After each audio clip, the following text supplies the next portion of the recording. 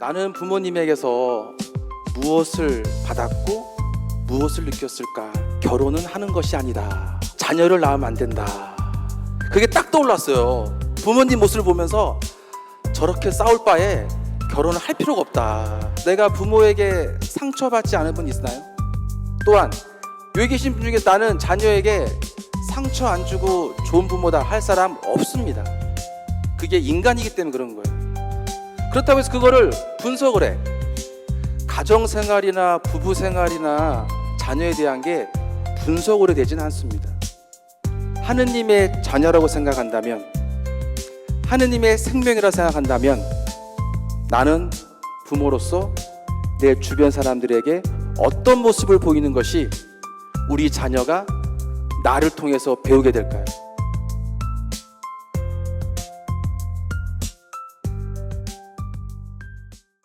성 요한 성당을 이제 오늘에서야 처음 와보게 되었는데 이렇게 크고 또 웅장한 줄 몰랐고요. 성가대가 이렇게 빵빵하다는 느낌을 받았습니다. 예, 아주 노래도 잘, 뒤에서 이러고 계시는데 저도 이렇습니다. 예. 저는 우리 강기론 신부님과는 이제 서품 연차는 많이 나지만 신부님하고 같이 이렇게 사목을 할 때가 있었는데, 사회복지국장 하실 때 또 다른 기관장 하실 때 저는 인근에, 저는 요셉의 마을, 제가 8년 있었는데요. 요양원 원장 신부로 있었고, 또 신부님께서 교구청의 이제 사무처장, 이제 성직자 실장 하실 때 제가 이제 교구 사무국장으로 부임해서 이렇게 신부님과 함께 지냈습니다. 우리 신부님 너무 좋으시죠? 예, 신부님 뭐 이거는 뭐 부인할 수 없어요. 예. 근데 또 부인할 수 없는 게 신부님이 느려요. 그렇죠? 분명히 이거 그냥 빨리 하면 되는데, 자, 오늘 성소주의를 맞이해서 오늘 성소주일입니다. 사제, 수도자, 평소 기도 되는데 예. 근데 사실 이런 부분들이 보면요, 그냥 형성되어지진 않았을 거고 부모님의 모습이 있을 거예요. 그렇죠? 예, 외모에서부터 성향까지.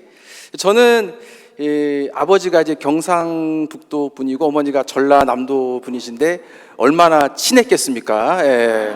얼마나 성격이 여유로웠겠습니까? 이제 그게 저한테 있기 때문에 제가 조금 말을 빨리 하더라도 그냥 알아들으시면 좋겠습니다. 오늘 성소주의를 맞이해서 우리는 이제 부르심에 대해 생각해 볼 수 있는데, 이 자리에 계신 분들이나 저나 우리 모두 부르심이 있는데 이 부르심은 만남으로 이어집니다. 그래서 부부 간의 만남이 있을 수 있고, 부모와 자녀 간의 만남이 있을 수 있고, 그리고 주님과 나와의 만남이 있죠. 근데 이 만남 중에서 깨어지지 않는 만남이 있어요.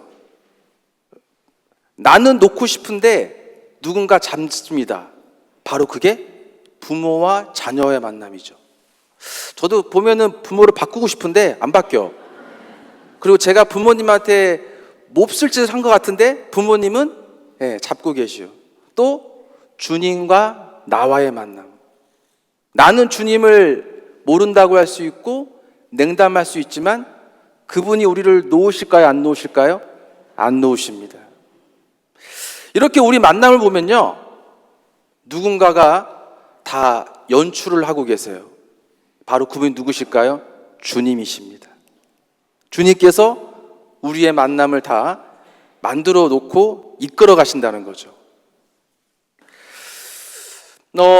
지난번에 한번 그 우리 후배 신부님 모친상이 나서 장례미사를 같이 한 적이 있는데, 그 어머니도 제가 잘 알고 우리 후배 신부님 잘 아는데, 나중에 이제 장례미사가 나면 주교님께서 미사해 주시고 이제 고별사를 할 때 우리 후배가 신부님이 그런 얘기를 하더라고요.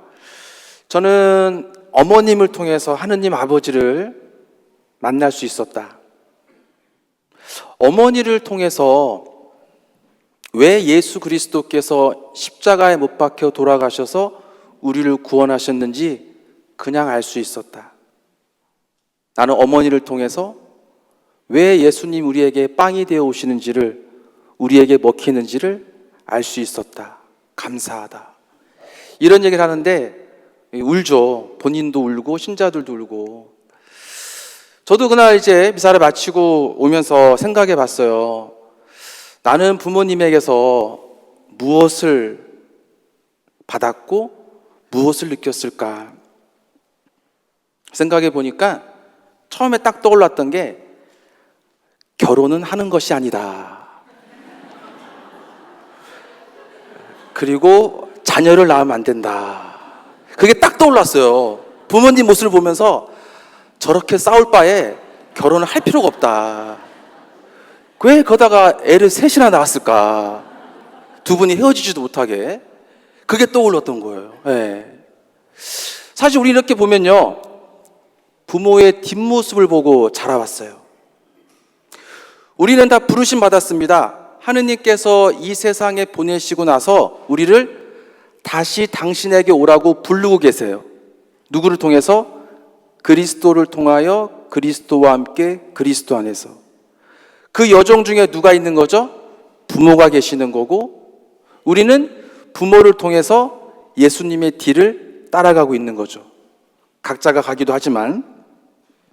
저는 생각해 봤어요. 부모님이 나에게 어떤 의미가 있을까? 부부 생활에서. 제가 본당 신부를 딱 한 번 했는데 3년은 참 재밌게 지내다가 2년 동안을 코로나 시기를 보냈어요.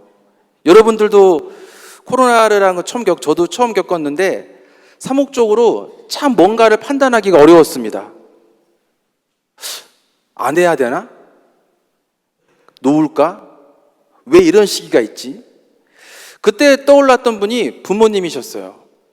부모님은 어떻게 어려운 시기를 살았을까? 저는 되돌아보니까 예를 들면 어머니 같은 경우에는 아버지는 어머니나 한 가지의 공통점이 있었어요. 저보다 많이 배우지도 못하시고 가진 것도 별로 없는 시대였는데 꾸준하셨다는 거. 어머니는 성당에 들어오시면서 이제 미사포를 쓰시면서부터는 천사가 되셔서 기도하시고 레지오하시고 성모에 하시다가 미사포를 벗고 집에 오시면서부터는 삼남매를 한번 잡으시죠. 그리고 부부싸움을 하세요. 그리고 또다시 성당에 가실 때는 미사포를 쓰시면서부터 다시 또 조용 기도손을 하셨다가 기도하시고 신부님께 아이고 신부님 하다가 다시 또 집에 오면서부터는 야! 돼가지고 이제 하고 아빠랑 또 싸우시고 나가시고 꾸준하셨습니다. 아버지는 이런 엄마를 피하셔서 성당을 안 나가시려고 요리 빼고 저리 빼고 낚시터 가셨다가 뭐 테니스 치다가 어쩔 수 없이 성당 가시고, 예. 그리고 항상 아침마다 술이 덜 깨신 모습이시지만 직장을 가시고. 왜? 당신의 책임이니까. 자녀를 예전에는 다 전업주부시다 보니까 아버지가 보셨잖아요. 저는 그때 생각했어요. 우리 부모님들이 나와 다른 게 뭘까? 부모님들은 하기 싫지만 모든 것을 꾸준히 하면서 인생에 근육이 있으시더라고요. 근육이 있으니까는 어려움을 해 나가셨던 것 같아요. 근데 저는 근육이 없었어요. 왜? 고생한 적이 없어요. 고생하지 말라고 부모가 다 막아줬죠. 군대 갔다 왔을 때도 2등병 때는 기억이 나는데 나머지 때는 기억이 안 나요. 똑같이 돌아오더라고요. 그러면 생각해 봤습니다. 코로나 시기를 그냥 보내면 안 되겠다. 꾸준히 해야 되지. 미사를 나는 할 수 있지만 못하는 교우들이 꾸준히 뭐라도 할 수 있게끔 기도하게, 성경 말씀 읽게 뭐라도 해야지. 나부터도 인원 제한이 있으니까는 5명이라도 모아서 성경반을 해야지. 왜? 신앙의 근육을 위해서. 근육이 있어야지 뭐예요? 뭔가를 할 수 있잖아요. 제가 요양원에서 봤던 건 뭐냐면 연세가 드시면서 근육이 떨어지니까 못 일어나시는 거예요. 그 다음에는 눕게 되시는 거. 저는 이 부분을 부모님을 통해서 어려운 시기 때 떠올랐습니다. 하지만 우리 모두가 그렇게 완전할 수는 없어요. 여기 계신 분들 중에서 내가 부모에게 상처받지 않은 분 있나요? 또한 여기 계신 분 중에서 나는 자녀에게 상처 안 주고 좋은 부모다 할 사람 없습니다. 그게 인간이기 때문에 그런 거예요. 그렇다고 해서 그거를 분석을 해. 요즘 MZ 애들이 MBTI 하듯이 저는 ESTJ거든요. 외향성에다가 약간 좀 똘끼가 있어요. 예. 그리고 이제 T, 막 사고형이 그런데 그러면 그렇게 해서 상대방을 어떤 유형으로 분류했다고 쳐. 어쩌라고. 우리 가정을 엄마가 분석을 했어. 남편은 이렇고 애는 이래. 그래서 어쩌라고. 가정생활이나 부부생활이나 자녀에 대한 게 분석으로 되지는 않습니다. 저도 생각해 봤어요. 언제까지 부모 탓을 해야 되나? 과연 사제로 살아가는데 신학교에서 10년이라는 과정을 통해서 양성이 되어졌어요. 하지만 제가 사목할 때 제가 가정과 부모에게서 받았던 영향이 나올까요? 안 나올까요? 나옵니다. 우리 신부님이 느리듯이. 저는 빨리. 예. 그러면 이거를 누구한테 책임을 전가할 문제가 아니라 내가 바라봐야 될 분, 내가 지향으로 나아가야 될 분이 누굴까? 그래서 인간에게서 찾아봤습니다. 먼저 요셉이었습니다. 참 기구한 운명을 사셨어요. 솔직히 내 부인도 아니고 내 아이도 아니에요. 근데 그거를 받아들인 요셉의 아버지한테는 뭐가 있을까? 의로운 사람이었다고 합니다. 법대로 살아간다는 거죠. 옳은 거는 옳고 아닌 건 아니죠.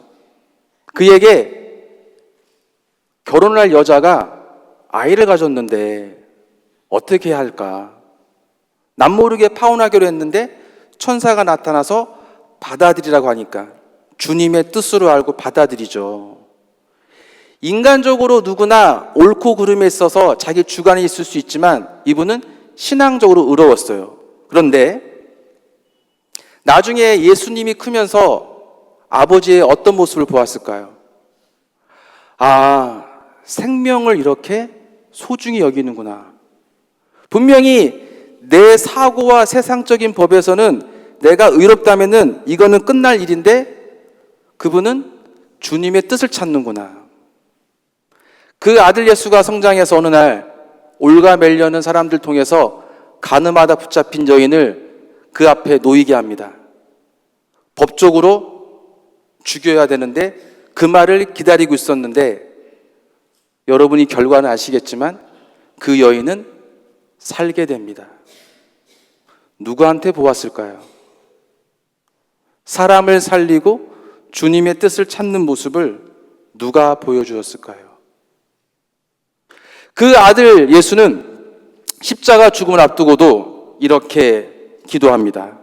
아버지, 이 잔을 치워주십시오. 그러나 제 뜻이 아니라 아버지의 뜻대로 해주소서.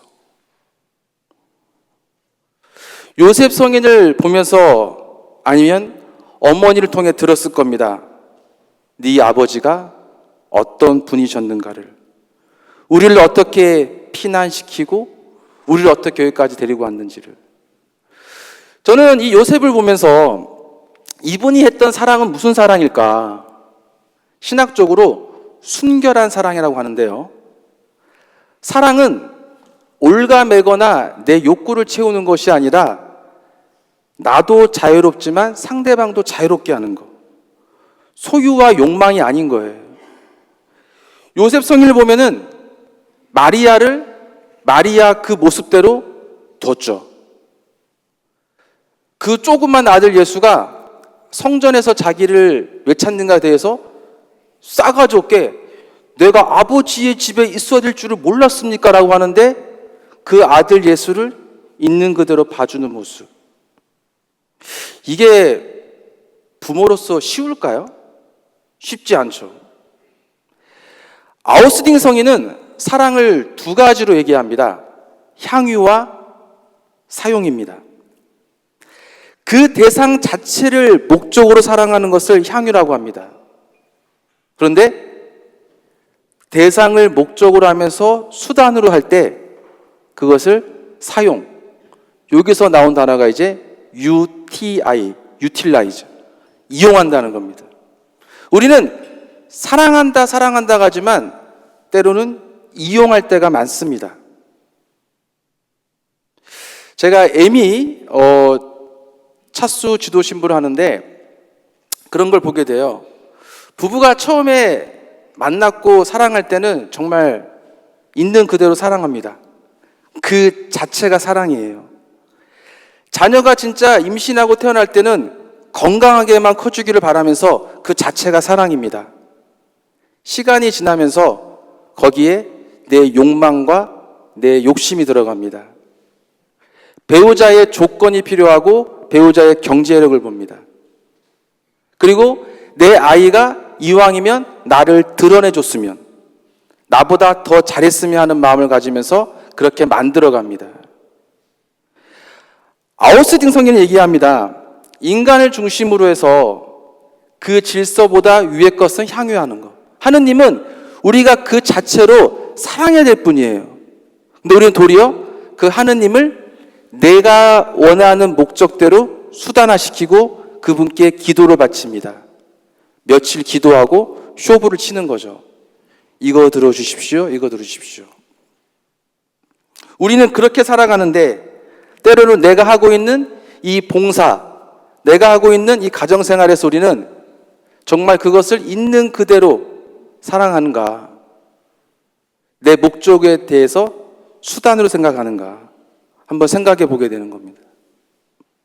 그런데 요셉 성인은 어떠하셨죠? 그 모습 그대로 나도 나의 의로움을 살아가면서 주님의 의로움대로 알려주는 대로 그 사랑을 가면서 마리아는 마리아 그대로 동정녀 마리아, 아들 예수는 아들 예수. 저는 참 이런 부분이 쉽지 않다고 생각되어지지만 그래서 그분들의 삶을 묵상하고 기도하게 되는 거예요. 가톨릭이 뭐죠? 전구하는 거잖아요. 기도하는 거죠. 예. 분석해봤자 나아지지 않습니다. 우리는 청하게 되는 거예요. 저는 그러면서 요셉 성인을 또 볼 때 떠오르는 게 뭐냐면은 약자를 보호해줬죠. 내가 책임져야 되는 거예요. 마리아하고 그 뱃속에 있는 아기를. 그런데 보면은 솔직히 그러면 그 배우자와 아이가 내 거예요? 아니죠. 이미 다른 사람의 여인 같았고 다른 사람의 자녀를 가진, 예, 우리는 성모님이고 예수님인데, 그런데 이 요셉이라는 아버지가 우리 부모에게 줄 수 있는 게 뭐냐? 지금 내가 책임져야 되고 보호해줘야 되는 그에게 나는 무엇을 해주고 있는가? 너희가 내 형제들인 이 가장 작은 이에게 해준 것이 바로 누구에게 해준 것이다? 나에게 해준 것이다. 제가 왜 이걸 드리냐면 지난 4월 16일은 세월호 10주기였습니다. 제가 이런 말을 하면 저는 또 정치 얘기를 한다고 이거 얘기를 합니다. 저는 분당 신부할 때 정치 얘기 한 적이 없어요. 예. 저는 국가가 국민을 보호해주지 못했는데 시간이 지나면서 그만 얘기하라고, 사고 때문에 죽은 거지 않냐고, 뭘 또 그러냐고, 예. 이거 다 이거 정치적인 거라고. 저는 거기에 저를 넣어봤어요. 국가가 아니라 어른으로서 이 약자들을 위해서 내가 해준 게 뭘까? 어휴, 내 사목지에서 안 터져 다행이네. 어휴, 거기에 나와 관련된 사람이 없는 게 다행이네. 휴. 그러다가 이태원 참사가 터졌어요. 야, 저는 가족이 서울에 있거든요. 명단을 보고 전화를 해보니까 우리 가족과 관련된 사람이 없어. 조카가 없어.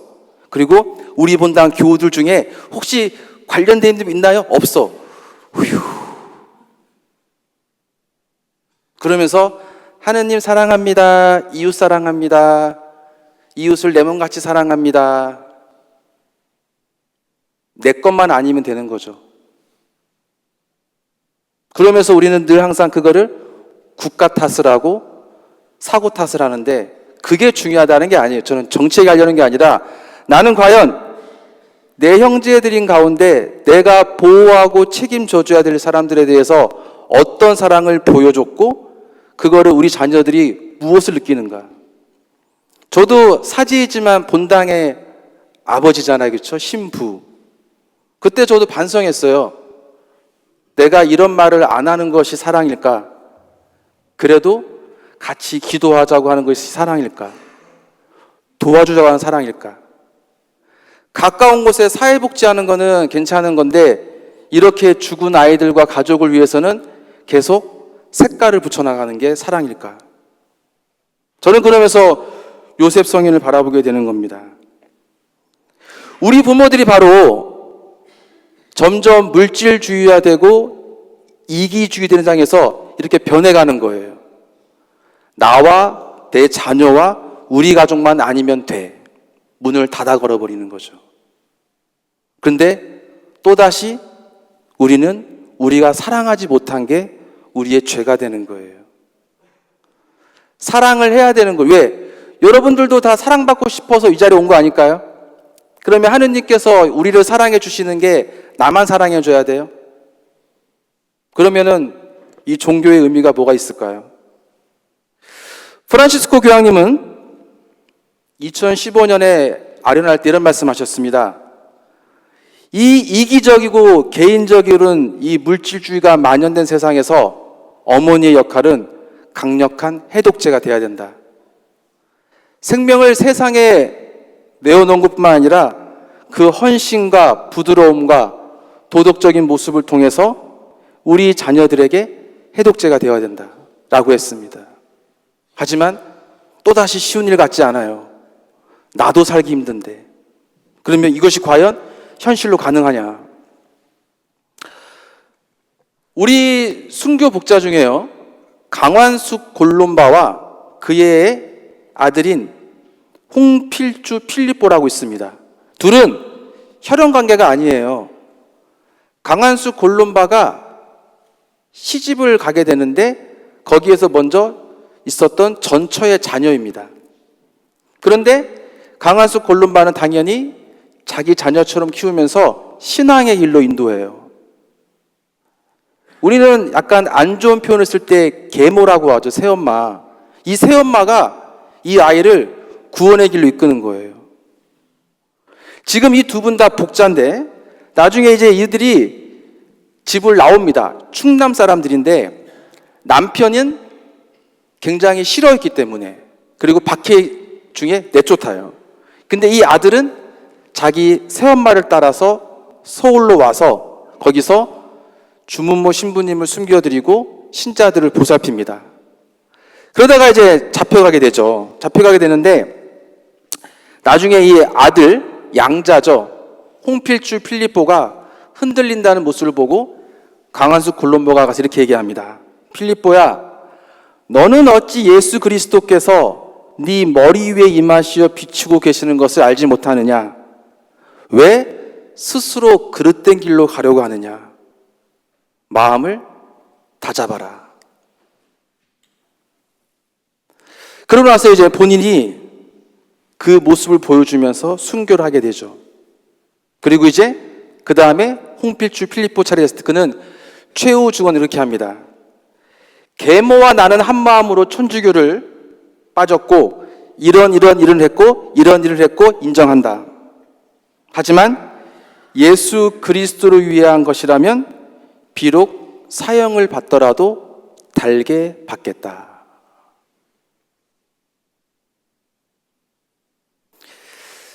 내 새끼만 위하고 남의 새끼는 위하지 않는 세상. 예전에는 이웃집 자녀가 식사를 안 하고 있으면 데려다가 밥을 먹여주고 이웃집 자녀가 어떻게 살아가는가를 물었는데 이제는 내 새끼가 아니면 관심 없고 내 새끼가 걔보다 잘 돼야 되는 것이 우선시 여겨지는 세상. 우리 순교 복자께서 보여준 게 뭘까요?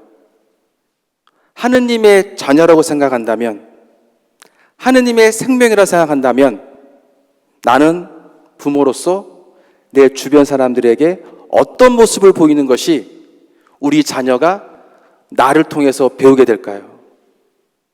저는 그것을 우리 부모님들이 한 번쯤 생각해 보았으면 합니다.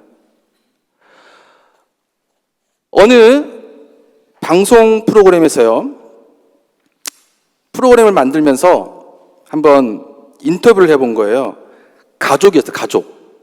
그래서 이제 프로그램 중에 부모들을 이제 인터뷰 해봤습니다. 자녀에게 바라는 것이 무엇이냐고. 그랬더니 부모님 한결같이 저처럼 살면 안 돼요. 우리보다 잘 살아야 돼요. 이 세상이 얼마나 힘든데. 그래서 늘 걱정이고 잔소리예요. 부모님의 솔직한 마음이죠. 자녀가 잘 안 되길 바라는 부모가 어디 있겠습니까? 근데 이걸 이제 자녀들한테 물어봤어요.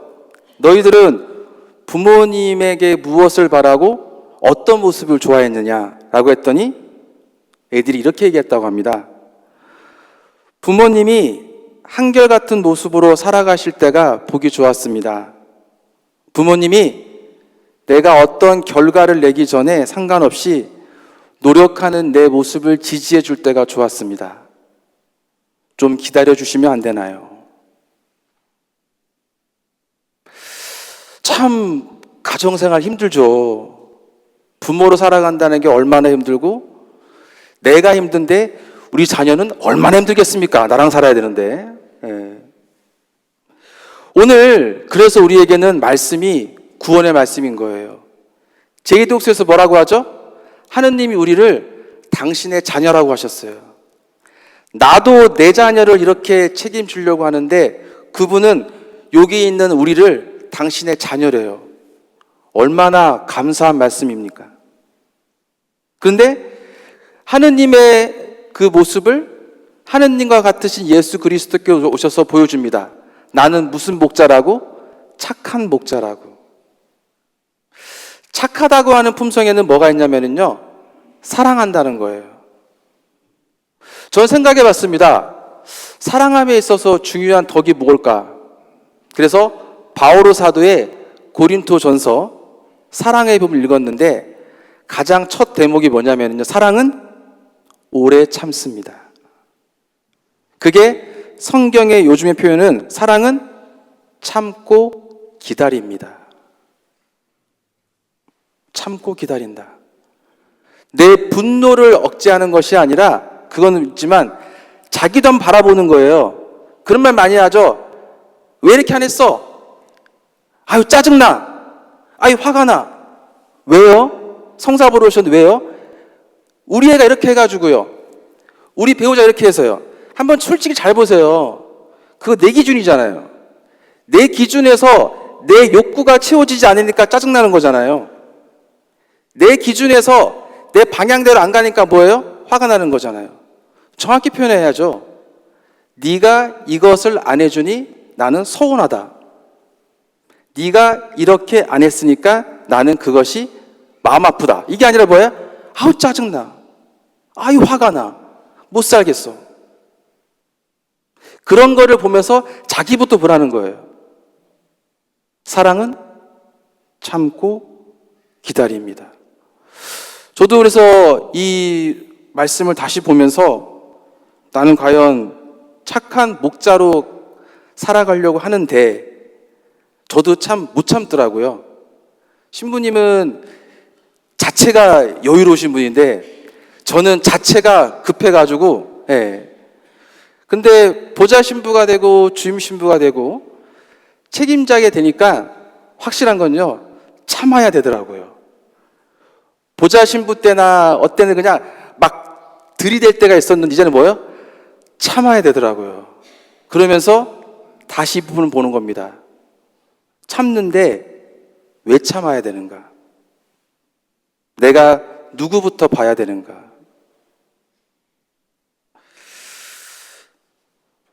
만나게 되면 부르심이 있고 만나게 되면 꽃을 피우게 됩니다. 우리의 이 꽃은, 이 정원은 하느님께서 연출해 주시는 만남이고 정원이고 꽃이라고 생각됩니다. 우리 가정에 주님께서 우리를 연출해 주시죠. 비록 지금은 내가 부족할 수 있고 우리 가정이 아직은 아름다운 꽃을 못 피울 수 있지만 분명 우리는 누구의 자녀이죠?